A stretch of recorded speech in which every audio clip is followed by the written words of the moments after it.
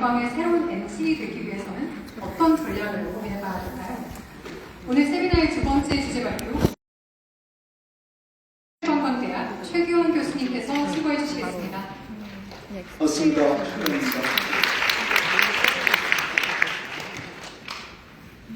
저는 우리 양우철 원장님이 어떤 방향성을 제시했다면 조금 전략적 관점에서 몇 가지 핵심적인 앞으로 어떻게 좀 구체적으로 이렇게 했으면 좋겠다는데 이 자료를 만들면서 여러분들을 만났고 의사 선생님부터 시작해서 여행사에 계신 분들, 그리고 정업체에서 일하시는 분들 각자 생각이 다 다르더라고요.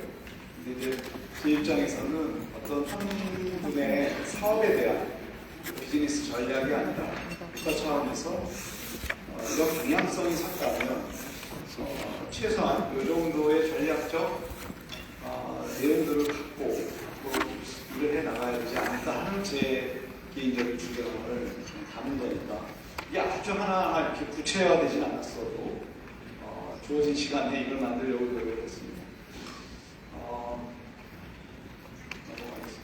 이거를 고민하기 전에 이제 저희는 관광을 전공하다 보니까 의료와 관광, 그 다음에 웰니스 이걸 어떻게 좀 정의내고 시작할 수 있을까 하는 거죠.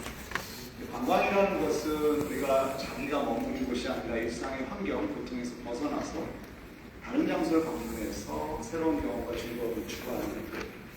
의료는 이제 질병의 기본적인 진단 치료, 건강 회복이 전문적인 의료 서비스라고 합니다.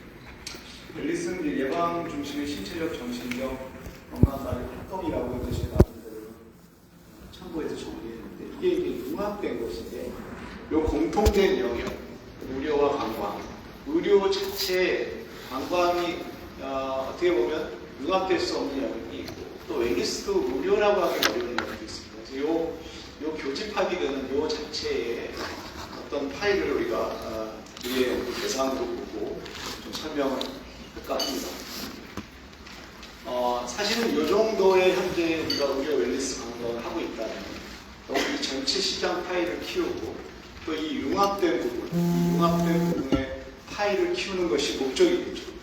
그래서 이런 파일을 키움으로써 우리가 글로벌에서 충분히 웃을 수 있는 의료 웰니스 관광 국가를 만들자 한다면 여러분이 좀 쉽게 이해할 수 있을 것 같습니다. 그러기 위해서 이제 활성화 전략을 여러 전략으로 나누다가 제가 판단하기에 한 4가지 큰 축으로 전략의 틀을 만들었습니다. 우리가 고객 및 상품 전략이라는 것은 우리가 어떤 목표 고객을 정하게 되고 거기서 그 목표 고객에 적합한 어떤 의료, 웰니스 관광 상품을 제공할 것인가 거기에 대해서 한번 검토해 볼 필요가 있고요. 아까 엄청 원장님도 얘기했지만 생산, 유통, 소비라는 차원에서 분명히 우리는 생산자 입장인데 외국인 관광객이 이제 결국은 소비자 입장이겠죠. 그들한테 어떻게 이 우리 프로덕트를 잘 딜리버리 할 것인가 하는 그 부분에 대한 전략이 필요할 것 같아요. 두 번째는 이건 국가 단위의 주로 얘기인데 우리의 웰니스 관광을 어떻게 브랜딩하고 그들한테 인지도, 이미지 또 그들이 느끼는 연상, 품질, 충성도 이런 것들을 만드는 과정이고요. 프로모션은 광고나 홍보나 또는 다양한 세일즈 프로모션을 어떻게 전개할 것인가. 그리고 이런 것들의 어떤 인프라적인 관점에서 이게 서스테이너블한 의료 웰니스 관광 산업의 생태계를 만들 것인가. 이렇게 4가지 축으로 생각을 해봤습니다. 그 중에 이제 고객 상품에서는 과연 우리 의료 웰니스 관광의 목표 고객이 뭐고, 두 번째는 어떤 상품과 서비스의 선택과 집중을 하고 우리가 그 상품을 딜리버리할 것인가. 세 번째는 이 의료랑과 웰니스가 사실 분절되어 있는 상품처럼 보이지만 상당히 연계성이 있다. 그 연계성을 어떻게 우리가 만들어낼 것인가 하는 겁니다. 제가 좋아하는 김주구 원장님이 소개시켜서 피부과 원장님을 한번 찾아봤습니다. 웰니스하고 지금 피부과하고 어떻게 연계가 되나요? 교수님 잘 몰라서 그러시는데 웰니스하고 연계될 게 거의 없습니다. 피부 치료받으면 여기 딱쟁이가 지는데 뭔 웰니스입니까? 뭔 스파를 가고 그런가요? 네. 모래도 있지 않을까요? 없습니다. 이렇게 얘기하시더라고요. 그래도 연기해야 됩니다. 왜냐하면 이미 한국에 발을 디딘 고객이고 그 고객이 쇼핑을 하든 뭐를 하든 우리는 그 고객으로부터 우리 뭐 CRM에서 고객을 강화한다 그러죠. 그 사람한테 더 업셀링하고 더 많은 걸 팔아야 되는데 그게 정말 그렇게 없을까? 그런 생각을 하면서 이 파트를 만들게 됐습니다. 여러분 우리가 타깃으로 하는 고객은 제가 많은 전략 컨설팅에서 하는 얼마나 이 시장이 매력적인 시장인가, 그 다음에 지금 얼마나 가파르게 성장하고 있는가, 이 두 축으로 보게 됩니다. 매력도는 제가 환자 수로 제가 추정했고요. 현재 환자 수가 많이 들어오고 있는 거죠. 뭐 캐시카우가 될 수도 있겠지만은, 그 다음에 그 시장의 규모, 그래서 그 나라가 갖고 있는 인구나 GDP 이런 것들을 고려해서 봤을 때 여러분 일본, 중국 요렇게 있는 요 2, 3분면에 있는 대만, 싱가포르, 미국 이런 데가 실제로 저희의 중요한 1차 타겟인 것 같습니다. 일본은 여러분 피부, 그죠? 피부, 중국도 그렇죠. 대만도 그렇고 싱가포르도 그렇습니다. 이 피부 성형 쪽에 대단히 많은 사람들이 들어와 있고 이렇게 매핑을 하다 보면 여기에 수없이 많은 작은 나라들이 있습니다. 이런 나라들은 뭐 1차 타겟으로 보기 어렵겠죠. 근데 이 기준으로만 우리가 1차 타겟을 할 수가 없기 때문에 조금 더 두 번째 생각을 해보면 근접성이라는 게 있습니다. 아무래도 가까운 데를 방문하게 되거든요. 터키 역시도 마찬가지거든요. 터키도 가까운 데서 유럽에 가까운 데서 이렇게 방문을 하게 되는데 그런 걸로 봤을 때 그런 근접성과 성장성으로 봤을 때 물론 미국은 좀 떨어져 있지만 중국, 일본, 대만, 싱가포르 이런 데들이 위에 또 중요한 타겟이 되는 게 아닌가 이렇게 생각이 듭니다. 여러분이 생소한 몽골 이런 데들도 저희 나라에 집중해서 지금 방문을 하고 있는 상황입니다. 이건 좀 자세하게 설명을 드린 건데요. 시간이 많지 않기 때문에 여러분 보면 중국은 환자가 16만 명에서 26만 명으로 늘었고요. 그 다음에 피부과가 64%입니다. 그러니까 피부 성형을 합치면 지금 4분의 3점 되는 거죠. 약 443만 원을 소비하고 합니다. 그 다음에 일본 같은 경우는 40만 명, 44만 명이 들어왔는데 기본적으로 피부가 69%, 14%. 두 개 합치면 거의 80몇 프로. 그 피부 쪽에 거의 지금 집중되어 있습니다. 이 성형, 피부 성형 쪽에 집중되어 있고 특히나 이 피부에 집중되어 있는 걸 볼 수가 있습니다. 그러나 일본 같은 경우는 중국 같은 경우는 202만, 일본이죠, 잘. 202만은 간단한 어떤 피부 성형 정도를 하는 그런 경증력이 좀 집중되어 있고요. 미국은 보시면 피부보다는 내과 통합, 물론 피부가 제일 크긴 합니다. 그 다음에 검진 이런 것들이 보세요. 대만 역시도 80%가 피부입니다. 대한민국은 피부죠. 그렇게 생각합니다. 저도 이렇게까지 좀 몰랐어요. 여러분 지금 옆 사람 얼굴을 보세요. 피부가 좋아 보이나요? 네. 썩 좋지 않습니다. 썩 좋지 않은데 사람들은 그렇게 오해를 하고 있습니다. 이건 팩트입니다. 팩트. 이거 하면서 좀 즐거웠어요. 여러분 태국 보시죠? 태국도 64% 피부 성형입니다.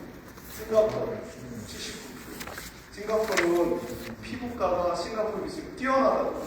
근데도 우리나라가 이게 이제 우리 무역이론에 보면 절대우위, 비교우위라는 게 있는데 실제로 우리는 엄청난 비교우위를 갖고 있는 상대적으로 비교우위가 있는 제품을 갖고 있으면서도 절대우위를 갖고 있는 그런 프로덕트를 갖고 있는 게 저희 나라입니다. 몽골은 이제 내과 통합, 피부가 아니죠. 피부는 12%밖에 안 되죠. 베트남은 제가 동남아 사람들이 이렇게 피부에 관심이 없지. 제가 언제 한번 태국에 갔는데 무슨 화장품 가게인데 우리나라 말을 많이 써놨더라고요. 그래서 미용에 관심이 있나? 그래서 제가 올리브영에서 전략 담당 상무를 한 친구한테 왜 올리브영은 베트남에 진출 안 했어? 외국 사람들은 그렇게 피부에 신경을, 그 동남아 사람들은 신경도 안 쓸 뿐더러 뭐 그냥 입술 2,000원짜리, 3,000원짜리 바른 사람이 많아서 올리브영에 들어가 성공할 수가 없다고. 그래서 의외로 이런 동남아는 이런데 태국은 그나마 소득이 어느 게 있어서 그런지 조금 소득이 있는 나라에서는 확실히 피부 성형의 비중이 높았습니다. 이런 관점도 있지만 이거를 우리가 어느 과에 좀 더 집중할 것인가 이렇게 보면 그와 역시도 이 매력도와 여러분 성장성을 볼 수 있습니다. 결국 기존의 환자 수와 그다음에 이 환자 수가 얼마나 가파르게 증가하느냐가 우리가 1차 타깃이 되는 상품 카테고리일 것 같아요. 피부 성형, 내과 검진 이렇게 되어 있습니다. 안과, 치과 그렇습니다. 이런 것들도 뭐 일부는 이렇게 성장하고 있는 그런 모습을 보고 있습니다. 중증 질환만 물론 이제 이거는 우리 5대 종합병원에 대학병원 같은 경우는 5%밖에 외국인이 못 받고 종합병원 8%라는 제약이 있기 때문에 우리가 시장을 바라보는데 좀 다른 게 있겠지만 저는 뭐 중증 질환 역시도 되게 우리나라의 중요한 프로그램이라고 생각합니다.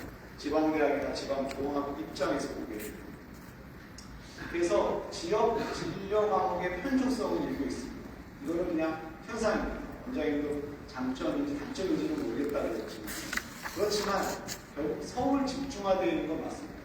서울 외타 지역은 의료관광에서 좀 소외되어 있고 글로벌 중증 의료 자체도 국내 위치가 좀 미흡하다. 그렇지만 여전히 고난도 중증 치료에 대한 잠재 수요는 실제 저는 많이 존재한다고. 서울의 상급종합병원의 수용성이 한계가 있고 지방상급종합병원의 기능이 좀 약화되어 있습니다. 저희가 일정한 정도의 중증이라고 해도 우리 인근 지역에 있는 고객들이 원하는 중증 치료 정도는 지방에 있는 많은 병원에서도 수월하게 할 수 있음에도 불구하고 그게 잘 소개되고 있지 않은 그런 현상이 있지 않나 이렇게 생각이 듭니다. 여러분 피부 보시면 어떤 게 지금 어떻게 보면 환자 수 피부 과별로 보게 되면 24년도, 19년도 8만 5천에서 여러분 24년도에 70만 명이 있어요. 이 50몇 %씩 성장하고 있고 성형외과 9%, 검진센터나 중증 의료처럼 성장이 좀 둔화돼요. 여러분 일본이 제일 많죠. 이게 제일 어려웠어요. 이걸 내가 좀 울세라 아세요? 네, 제가 이런 게 어때요? 울세라는 헷갈려요. 써마지는 볼살이 없는 사람, 울세라는 볼살이 처진 사람. 그리고 슈링크라는 게 하나 있어요. 그거는 좀 울세라보다 싼 거. 여러분 볼 수 있어요? 네, 이게 제일 어려웠어요. 리쥬라. 이게 제일 어려운데 이게 거의 대한민국의 특수한 거라고 합니다. 우리 손석 교수가 피부과에 되게 잘하는 자리에 비었네요. 필러는 넣는 건가 빼는 거 아무튼 이런 식으로 외우느라고 제가 이게 제일 힘들었는데 이런 얘기를 하더라고요. 어떤 재료만큼은 한국에서밖에 조달이 안 된다. 그래서 다른 나라에서 승인이 안 된 건데도 우리나라는 그걸 만들 수도 있고 승인을 해줘서 뭐 리쥬란이나 이런 뭐 여러분이 아시는 그런 것들이 성형외과는 단연 쌍꺼풀 수술, 뭐 안면 윤곽, 뭐 리프팅 이런 것들을 다양하게 하고 있습니다. 여러분 앞으로 어떤 거가 있나요? 저는 공급 여력. 그래서 제가 이런 말을 했어요. 우리나라 병원이 너무 부족해지지 않나요? 우리나라 수요 챙기가 없지 않나 했더니 피부과에서 얼마든지 방사선을 할 수 있고 얼마든지 의사를 그리고 일반 의들이 실제로 피부과 진료를 많이 같이 하기 때문에 충분히 우리는 공급할 여력이 있다. 이 사실 검진센터로서 공급 여력이 충분히 있다고 봅니다. 여러분 안과도 상당히 여러분 라섹, 스마일 라식 등 백내장 공개자들은 충분히 안과에 대한 공급 여력도 있으면서 증가를 할 수 있는 치과 역시도 마찬가지입니다. 그리고 중증 질환은 오히려 마이너스가 되어 있는 건 이거는 조금 수도권 중심의 상급종합병원의 제한 때문에 중증병원에 좀 감소가 좀 있지 않은가 이렇게 생각이 듭니다. 여러분 피부과에 온 사람이 정말 피부만 바꿔갈까요? 우리가 잘하는 웰니스 상품도 소개할 수 있겠지만 이 치료에 대한 이 의료 관광에 대한 크로스셀링이 되게 중요하겠죠. 그래서 제 이 전체에서 딱 한마디로 교수님 어떤 전략이 필요한가요? 의료 관광에서? 그러면 저는 이렇게 얘기해요. 피부 성형을 우리가 마케팅 전략 중에 앵커 프로덕이라는 게 있습니다. 앵커 프로덕을 그죠? 앵커를 피부 성형으로 쓰면서 실제로 다른 진료나 웰니스 상품을 크로스셀링하는 이 전략이 대한민국에 대단히 중요한 전략. 그러니까 튀르키예한 생각나는 게 여러분 모발이잖아요. 그죠? 거기 뭐 대통령부터 모발이 많이 빠진다고 걱정한다고 그러는데 모발을 앵커로 하면서 성형을 확산시키는 웰니스를 확산시키는 이런 전략이 한마디로 정리하면 이런 결과를 줄 수 있겠습니다. 피부과는 국산 제품 기반의 원가 경쟁력이 있습니다. 그러니까 한마디로 얘기하면 싸다. 엄청난 가격 경쟁력이. 그 다음에 한국하면 최소한 되게 IT 선진국이라고 인식하고 있고 의료 선진국이라고 인식하고 있는 것 이 자체가 엄청난 자산이죠.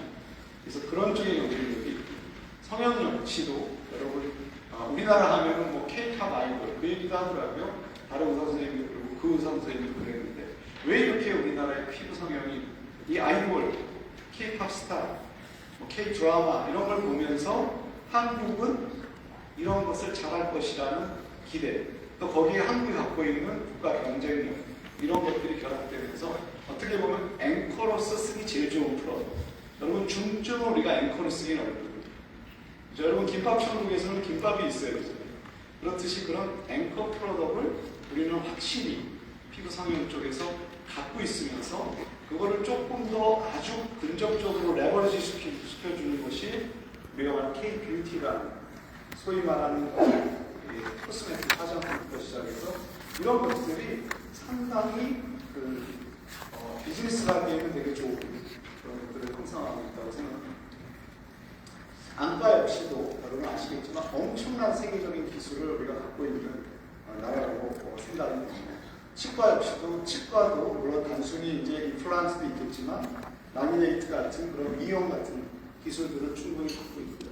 임플란트 경쟁력을 아마 세계에서 가격에서는 가장 어떻게 보면 저렴하게 제공할 수 있는 기술. 심지어 이제 임플란트 재료까지도 저희 다 자체 생산하고 있습니다. 여러분 검진센터 보게 되면 주요 영상장비 보유 대수도 한 1.5배, OECD 평균 상당히 최첨단 의료 기술을 갖고 있고 또 검진 자체가 이게 패키지 상품화되고 검진이 또 웰리스랑 제일 가장 잘 연결이 되는 그런 프로덕트입니다. 중증 질환 역시도 대부분의 질환에서 우리가 사망률이 가장 낮은 걸로 나타나고 있습니다. 여러분 대장암, 위암, 유방암 발생률 대비 사망률은 185개국 중에 1위라는 거죠. 대단하지 않습니까? 그만큼 많이 발생한다는 거죠. 그죠? 근데 사망률도 그만큼 우리가 세계 최고의 기술을 갖고 있다. 그리고 웰리스는 우리 이번에서 웰리스 의료를 되게 대등하게 우리가 생각하고 있지만 인바운드 관광의 입장에서 보면 의료에 비해서 웰리스는 사실 형편없습니다. 그죠? 우리가 뭐 치유의 숲도 많고 지방에 다양한 웰리스 프로그램들이 있지만 우리가 웰리스는 우리도 좀 덜 익숙하고 그렇지만 이게 장기적으로 보면 웰리스 시장이 우리가 상상할 수 없을 정도로 크다 그리고 커지고 있다 이렇게 인식하는 거죠. 여기는 저희가 분류한 것보다는 이제 정부에서 공강련에서 다양한 데서 분류한 걸 그대로 쓰면 자연숲 치유, 뷰티 스파, 힐링 명상, 한방, 웰리스 스테이, 웰리스 푸드 나눠서 저 연계성을 살펴보겠습니다. 그래서 자연숲 치유는 우리나라 자체가 뭐 산이 많은 나라이기도 하죠. 그렇지만 전혀 국제적인 이유로는 별로 없는 상황입니다. 뷰티 자체는 K-뷰티 자체는 어떻게 보면 전 세계적인 1등인 그런 상황입니다. 제가 중소벤처기업 구입을 할 때 그 오영구 장관님이 어떻게 저한테 그런 얘기 하시더라고요. 지금 깜짝 놀랐다는 거예요. 그분이 외교부 차관을 하다가 중기부 장관으로 오셨는데 뷰티의 이 밸류체인, 전체적인 생산, 유통, 소비 체계는 대한민국을 따라갈 수 없다. 이런 립스틱 하나 만드는데 일주일 안에도 만듭니다. 상표에 붙이고. 그 정도로 어디다 만들어달라면 바로 만들어주는 그런 구조를 값싸게 만들어줍니다. 충분한 마케팅 역량만 있으면 뷰티 상품은 언제든지 나오고 원재료부터 시작해서 전체적인 그 체계가 이렇게 잘 되어 있는 줄 몰랐다. 그래서 이런 K-뷰티에 대한 엄청난 강점이 있죠.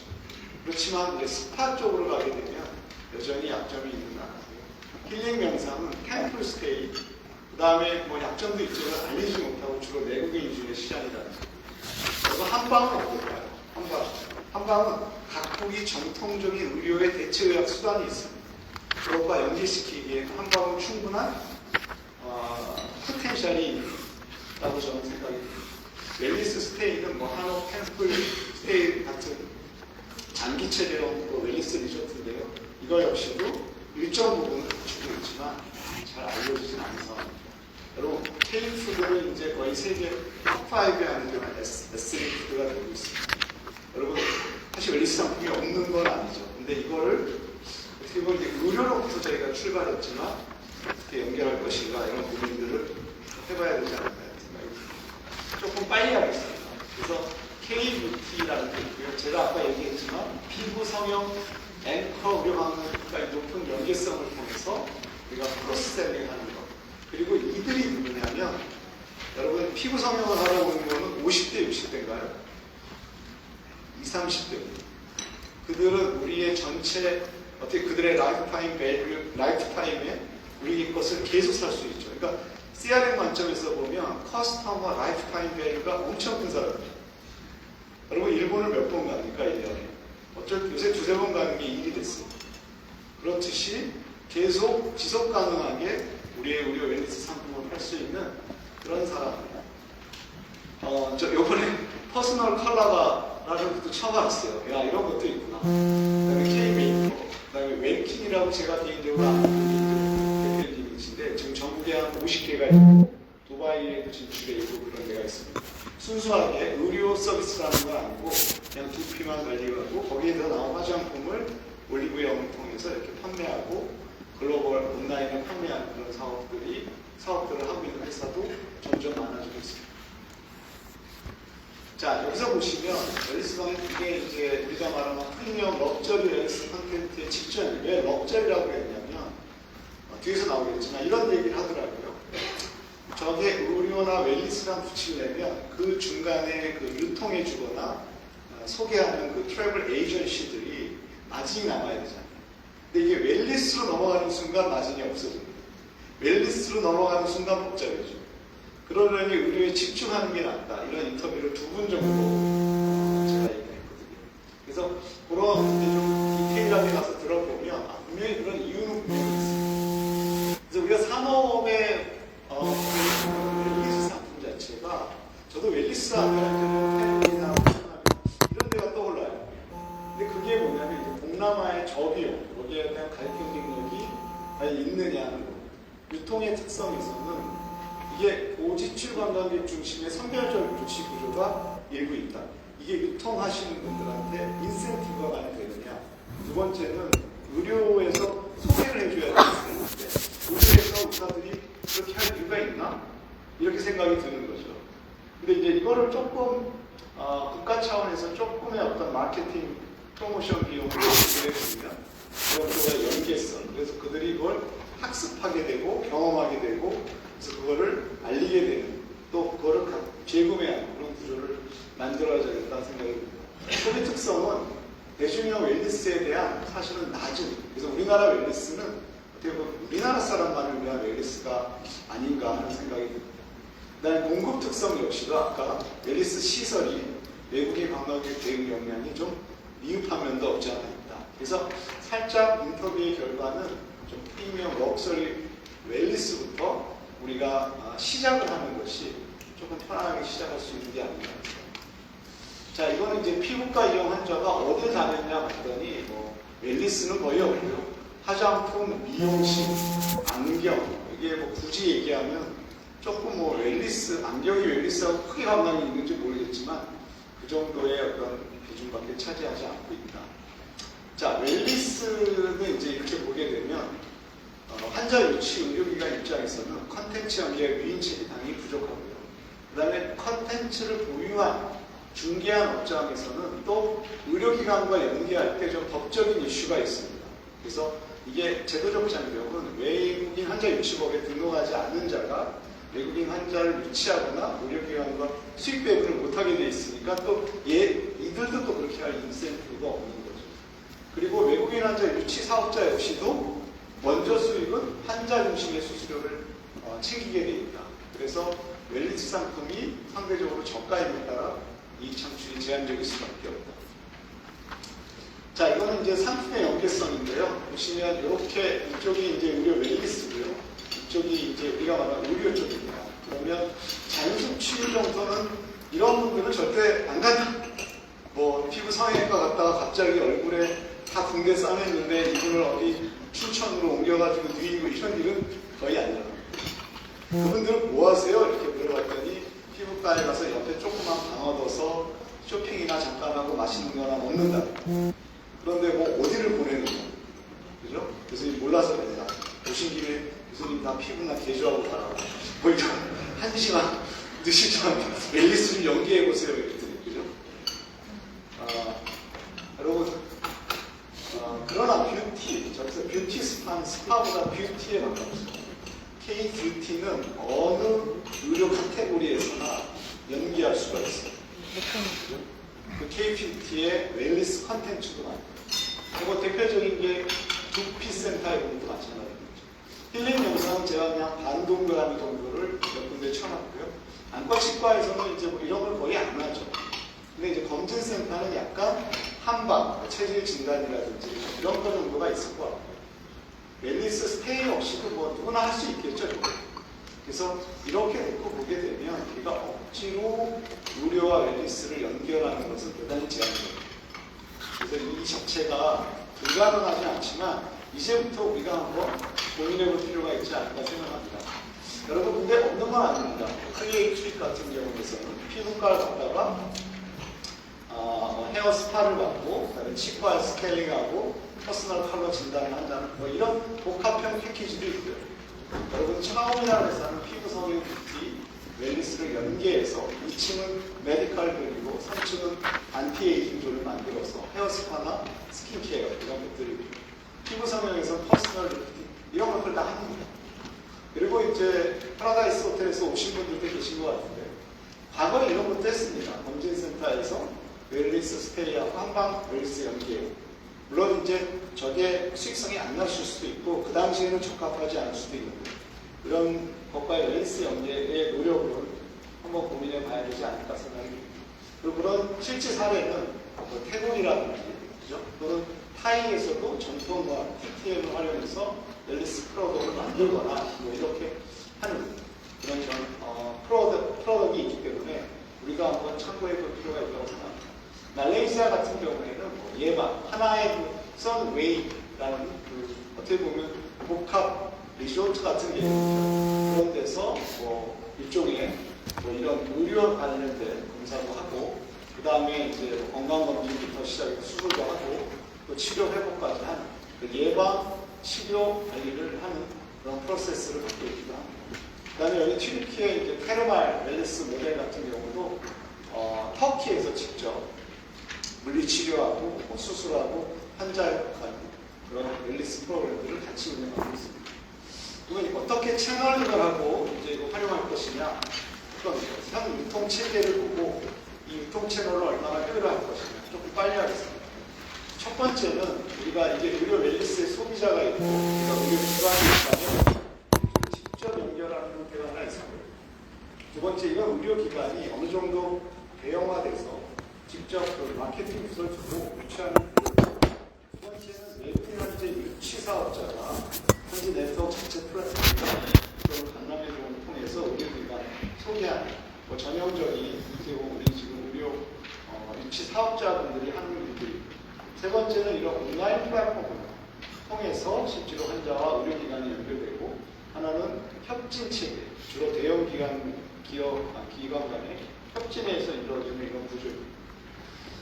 직접 연결되고 간단히 말하면 중간 수수료는 없고 대신 병원의 고정비가 증가합니다. 대형 병원에 유리하고 초기 진입 장벽이 높고 웰니스 상품 연계에 좀 한계가 있습니다. 두 번째는 유치 연결인데요. 이분들은 이제 중간에 유치 사업자, 그럼 현지의 법인이나 현지의 또 유치 사업자와 연결이 돼서 하는 구조입니다. 실제로 이제 이분들은 문제가 뭐냐면 유치 수수료가 발생하는 거죠.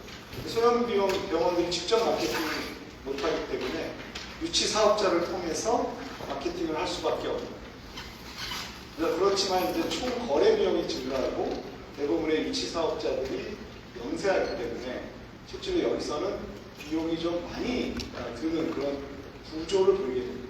그리고 또 유치 사업자가 의료기관을 통해서 유치 수수료를 취득하고 근데 이제 의료기관은 내외국인 결국 이중 가격을 만들게 됩니다.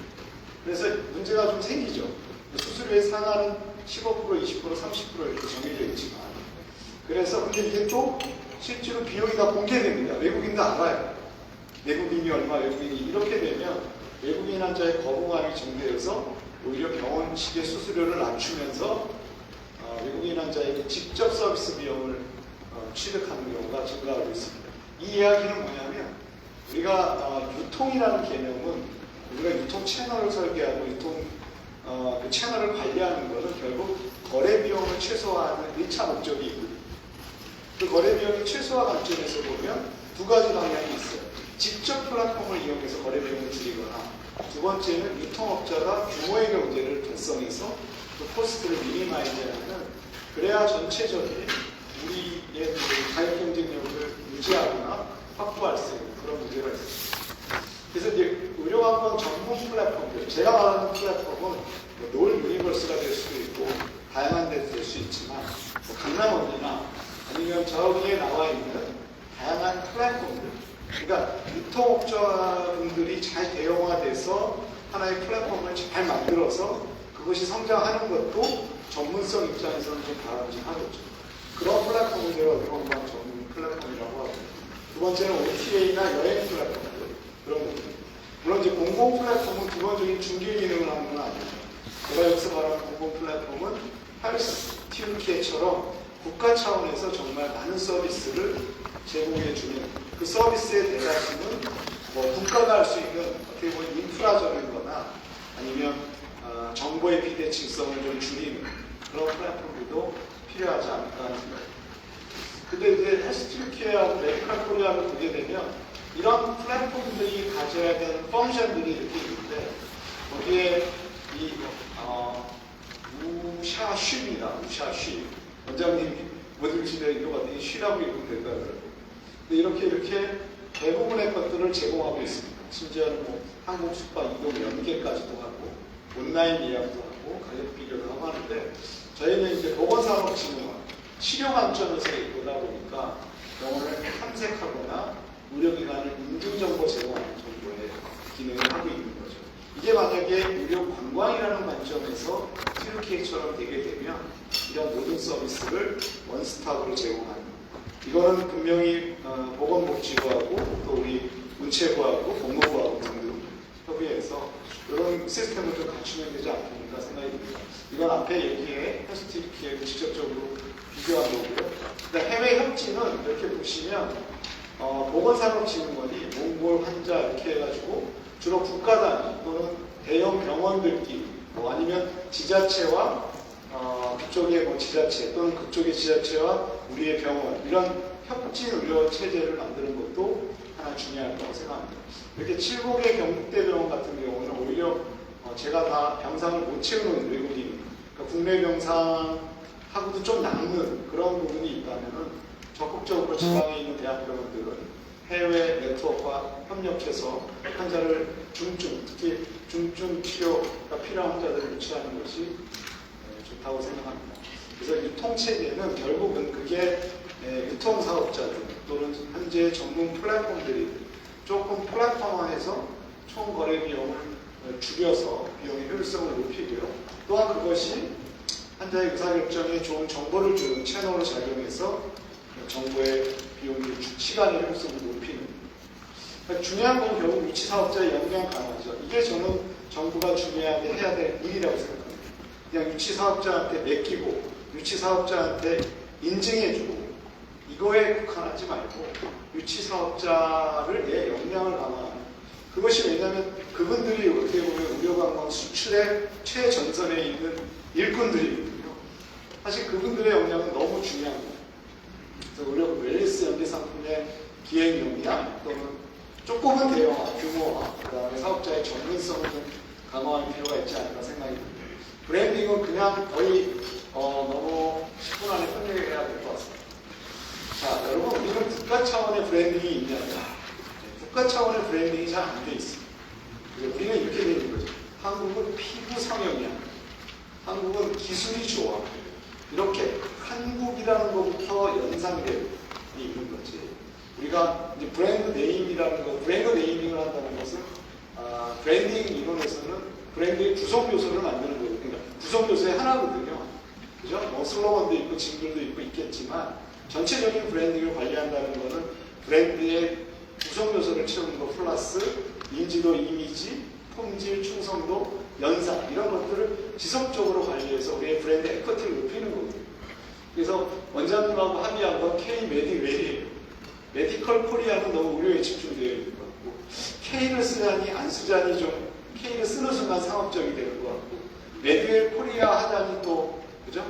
그래서 뭐 이런 것들을 이렇게 쓰자는 게 아니라 이런 브랜딩이 돼가지고 그러면서 저는 오히려 그 피부 성형 이런 쪽에 오히려 더 힘을 줘도 된다고 생각하는 편입니다. 그게 앵커 역할을 한다. 그러면서 근데 글로 유입된 사람들을 어떻게 크로스셀링할 전략이 반드시 필요하겠죠. 김밥 천국에서 김밥만 딱 먹고 가게 하지 말고 김밥과 여러분 김밥 먹을 때 뭘 같이 먹나요? 라면, 네? 떡볶이, 김중호 원장님 떡볶이. 네. 네, 떡볶이, 그 크로스셀링 되는 거잖아요. 제가 배가 고파가지고, 네, 침이 자꾸 나오는데, 크로스셀링을 하는 그런 전략이 필요하다. 그래서 이 브랜드를 갖다 우리가 어떻게 포지셔닝하고 요소를 만들고, 레버리지 시키고, 성과 측정하고 자산을 유지하느냐. 그거에 대한 내용을 제가 쭉 정리했고요. 여러분, 의외로 브랜드라고 그러면, 여러분, 뭐 의료 관광 그러면 브랜드라 그러면 아무리 말레이시아, 아무리 싱가포르 그래도 5-6개 안 떠오릅니다. 우리를 딱 관통하는 몇 개의 브랜드 현상을 만들어낼 거예요. 소위 말하는 일종의 그걸 좀 정신과 연결시키면 우리가 브랜드 만트라라는 전문 용어가 있고요. 그런 브랜딩을 우리가 정확히 해내야 됩니다. 그리고 가치 명제, 밸류 프로포션도 조금 정확히 했으면 좋겠어요. 피부과 우리가 의사 선생님들이나 유통업자분들이 뭐 이렇게 다 경영의 전략하고 컨설턴트는 아니기 때문에 내가 어떤 저 고객한테 밸류를 줄 것인가 스스로 잘 정리하는데 유통업자가 주는 밸류 프로포션 거의 비슷하거든요. 사실 이런 게 난 교육이 되어져야 돼요. 의사가 외국인한테 주는 밸류 프로포션은 과연 무엇인가? 그죠? 그거를 우리가 정의 내려주고 교육하고 훈련할 필요성이 좀 있지 않을까 하는 생각입니다. 그리고 브랜드 요소였고요. 여기는 이제 브랜드 레버리지 수단들이 있습니다. 뭐 예를 들면 우리가 어떤 중요 행사를 한다, 메디컬 코리아를 한다. 이거는 우리 한국이라는 브랜드가 의료 웰니스 관광에 라는 브랜드의 행사를 통해서 우리가 이거를 점점 강화시키는 거죠. 뭐 또는 제3자의 평가를 통해서 우리 와인 같은 경우는 로버트 파커가 한번 그죠? 마셔주는 걸로 브랜드 레버리지가 되는 거죠. 그러니까 정확히 말하면 그 한국이라는 의료 웰니스 관광의 브랜드 지식을 넓혀주는 거. 예를 들면 진라면이 있으면 유현 진라면 이지 않습니까? 그러니까 셀럽을 통해서 이것을 레버리지 시키는 이런 다양한 수단들이 활용해서 우리의 브랜드를 좀 어떻게 보면 브랜드 에쿼티를 높이는 거죠. 그래서 이런 일들을 해야 된다고 생각합니다.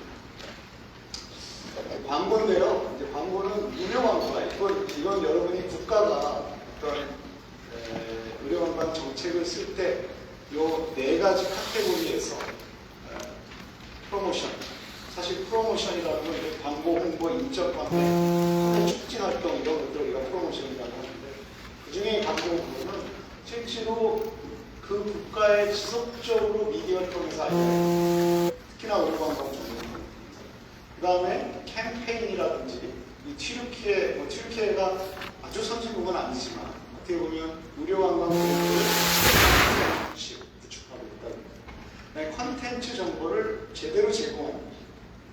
그 다음에 여기 장제고객 계산 광고비를 최대 70% 오히려 환급해주는 그 다음에 언론 홍보 활동도 PR이나 이런 활동도 대단히 중요합니다. 이런 활동들을 지속적으로 정부가 해야 되고요. 그런 말레이시아의 캠페인, 그 다음에 컨텐츠 정보용으로서 터키, 그 다음에 이런 뭐 로드쇼 같은 걸 통해서 언론 PR, 홍보하는 그런 활동들을 참고했으면 좋겠고요. 여러분 이제 의료 웰니스 관광의 판매 촉진인데요. 실제로 이 자료를 조사하다 보니까 의외로 많은 기업들이, 많은 국가들이 스팸이라는 노력을 하고 있어요.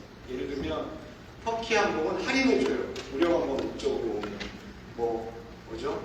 비즈니스성은 좀 더 할인해주고 뭐 이런 식으로 그런 노력들을 충분히 하고 있고 항공사와 병원이 같이 협력하는 경우도 있습니다. 이거는 이동이나 체류를 편리하게 가격 인센티브를 주는 거죠. 쿠폰을 주거나 뭐 업그레이드 시켜주거나 하는 것들 활동들도 있고 통합 패키지 형태 그래서 의료와 관광과 교통과 숙박 통해서 다 함께 제공하는 그런 것들이고요.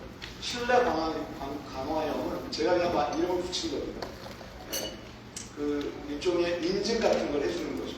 그 다음에 말레이시아 같은 경우, 터키 같은 경우 뭐 병원을 인증해 주거나 유통업자를 인증해 주거나 이런 인증 제도를 도입하고 있습니다. 터키 항공하고 심지어 에티오피아 항공하고 이런 병원 조치도 이런 협력 프로모션을 하고 있습니다. 자, 가격 인센티브형 여러분 읽어보시면 될 것 같고요. 아시네요. 마지막으로는 거버넌스인데요. 우리 또 전 유근혁 차관님 오셨으니까 이게 가능할지는 모르겠지만 제가 컨트롤 타워 부제로에다가 마련으로 바꿨어요. 네, 부제라는 게 사실 문체부랑 뭐 법무부랑 보건부랑 합치면 이걸 컨트롤할 사람이 누구밖에 없나요? 대통령밖에 없는 거예요. 대통령. 그래서 국가안전 전략회의도 지금 대통령 정도로 협상이 됐잖아요.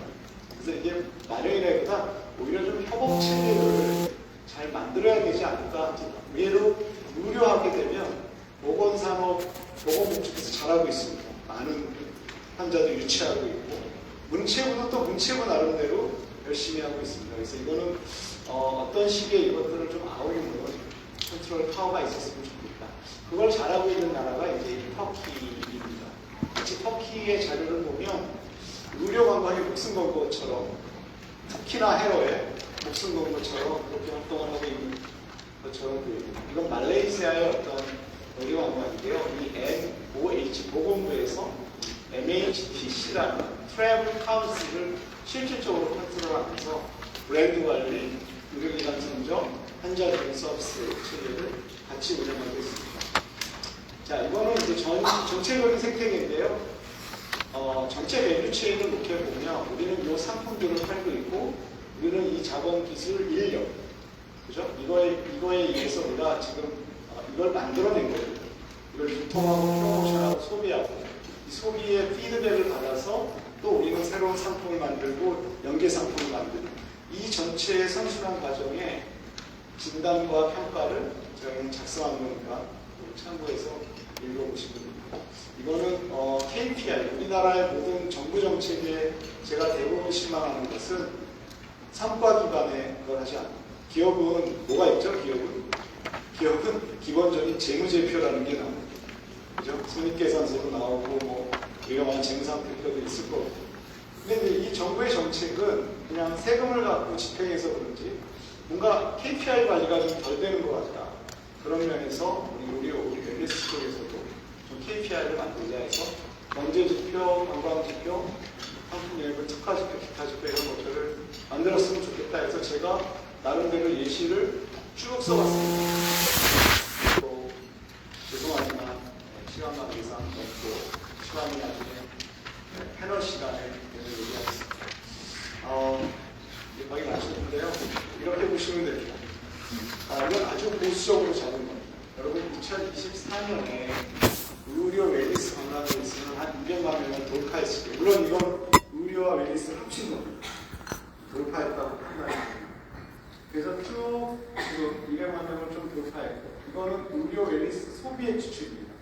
약간의 제가 물가 상승률을 높여서 그죠? 아무래도 지출이 또 농인 사람들이 좀 더 쓴다고 가정하면 여러분 2030년 687만 명, 그 다음에 17.5조 정도가 의료 쪽에서 발생하는 거라고 저는 생각합니다.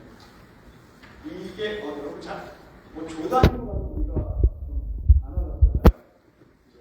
여러분 이렇게 가파르게 성장하는 사람은 저희 나라에 없습니다. 반도체, 자산, 조선, 철강 다 포함해서. 자, 이랬을 때 우리가 어떤 일이냐면 외국인 관광객 8.2명이 오면 지역 소비 1인이 증가하지만 의료 웰니스 관광객은 6.8명이 오면 1인이 증가할 거가 있습니다. 680만 명이 온다 그랬죠. 2030년 100만 명의 소비 증가할 거예요. 100만 명 정도의 사람을 만든 거예요. 그들이 소비하기 때문에. 내국인 관광객은 지역으로 가봤자 19.6명이 가야 돼요. 그만큼 인당 수출액이 낮죠. 이렇게 해서 24년의 생산 유발 효과와 그와 같이 취업 유발 효과를 더해보면 30년을 가정하면 이건 보수적으로 잡아요. 제가 아주 엄청나게 잡은 건 아니잖아요. 보수적으로 잡았을 때 이 정도의 규모를 만들 수 있을 거라고 생각합니다. 31조, 생산 유발 14조, 그다음에 취업 19만 3천. 작은 건 아니죠. 관광의 일부분인데 이 정도를 만들었습니다. 자, 의료관광은 장수영 교수님이랑 얘기할 때 작년 8월에 저희가 여기 오신 분들 계시겠지만 제가 지역관광 활성화를 원장님과 발표했죠. 그 다음에 이번 우리 1월에는 제일 중요한 게 뭔가 봤더니 인바운드 관광객을 어떻게 들어오게 할 것인가. 이거에 목숨 걸고 그죠? 제가 4대 권역을 제시했었습니다.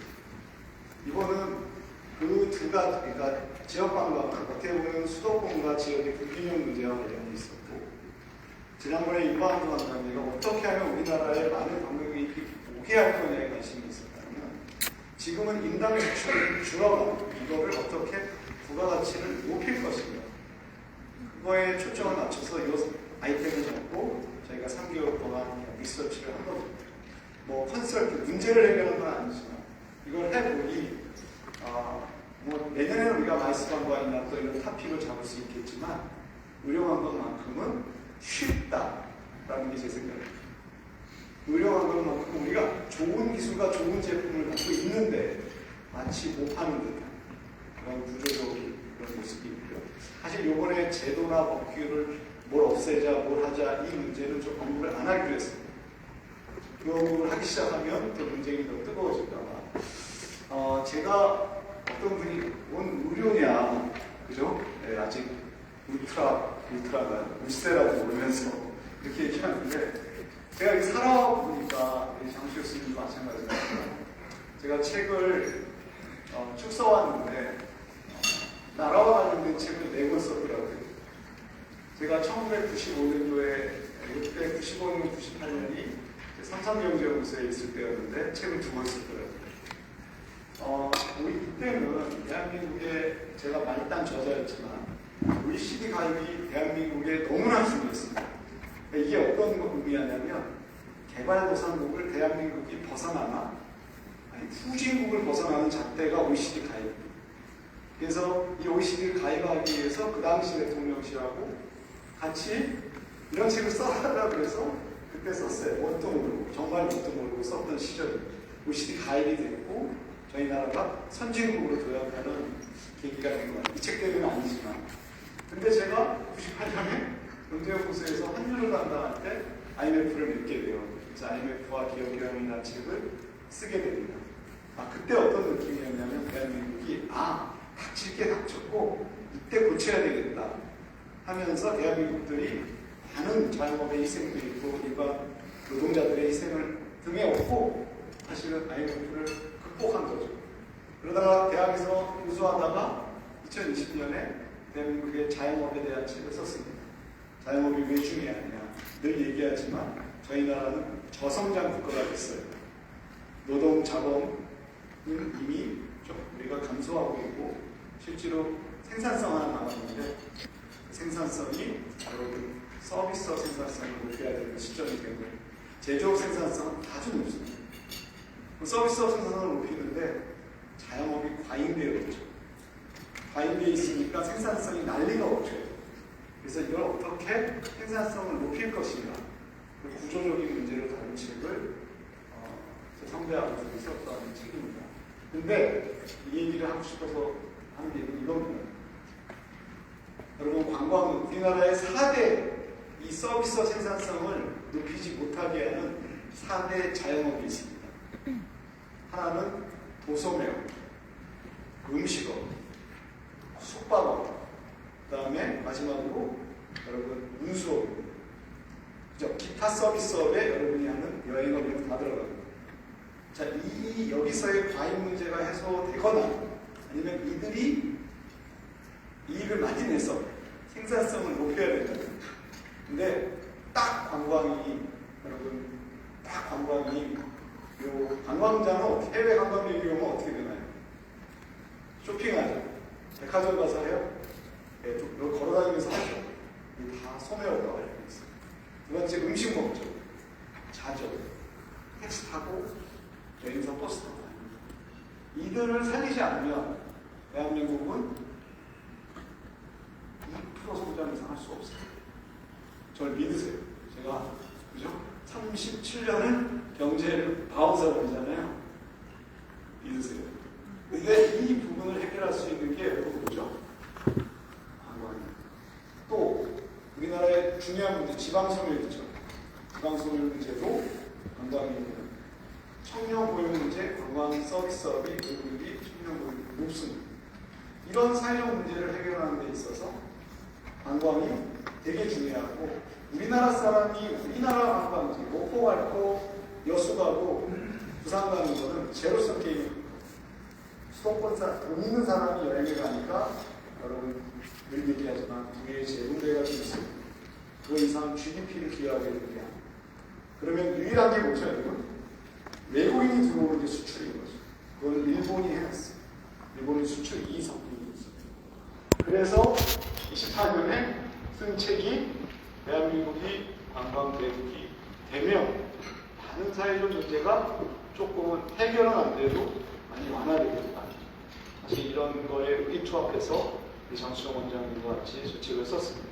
제가 살아보니까 내가 살아가는 것이 대한민국의 역정하고 좀 비슷한데 이 의료관광 역시 해보니까 여러분들이 너무 중요한 섹터에 있고 이것이 단순히 대한민국의 관광을 위한 일이 아니라 우리나라를 위한 일이다 라는 것을 여러분이 알고 그러면 여러분이 사실 달리 생각하면 수출 역군일 수도 있는 거죠. 그래서 향후 우리가 5년 저렇게 제가 원하는 대로 된다면 아마 대한민국 GDP에 매년 0.1% 2%라도 기여할 수 있을 거라고 저는 생각합니다. 마지막에 한마디 하려고 했는데 까먹었습니다. 이상 마치겠습니다.